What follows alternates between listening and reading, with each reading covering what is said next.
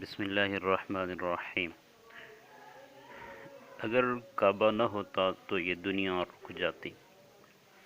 American لکھتے ہیں اگر مسلمان طواف اور عبادت کرنا چھوڑ دیں تو یقیناً دنیا گول گھومنا رک جائے گی، کیونکہ دنیا کا یہ گھومنا کعبہ کے کالے پتھر حجر اسود سے جڑا سپر کنڈکٹر قسم کی شعاعیں پھر یہ پھیلانا بند کر دے گا۔ 15 یونیورسٹیز کے ریسرچ کے مطابق حجر اسود ایک آسمانی پتھر ہے جس میں سٹیل کے مقابلے میں 23,000 گنا زیادہ میٹل ہے۔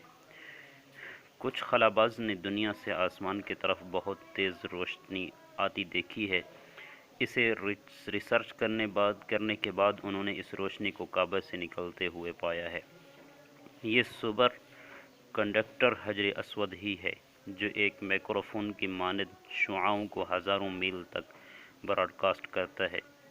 پروفیسر لارنس ای یوسف ویپل نے لکھا ہے کہ ہمیں مسلمانوں کا شکر گزار ہونا چاہیے جن کے طواف اور عبادت صحیح وقت پر ہونے کی وجہ سے یہ سپر کنڈکٹر صحیح چلتا ہے۔ سبحان اللہ الحمدللہ لا الہ الا اللہ واللہ اکبر۔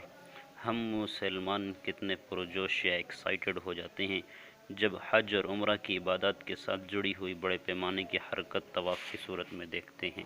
اللہ تعالی ہمیں حج، عمرہ اور نماز، روزہ، زکوٰۃ، جہاد کی روح اور تقاضوں کو بھی سمجھنے کی توفیق عطا فرمائے اور بار بار حج، عمرہ، حج مبرور کی توفیق عطا فرمائے۔ آمین ثم آمین یا رب۔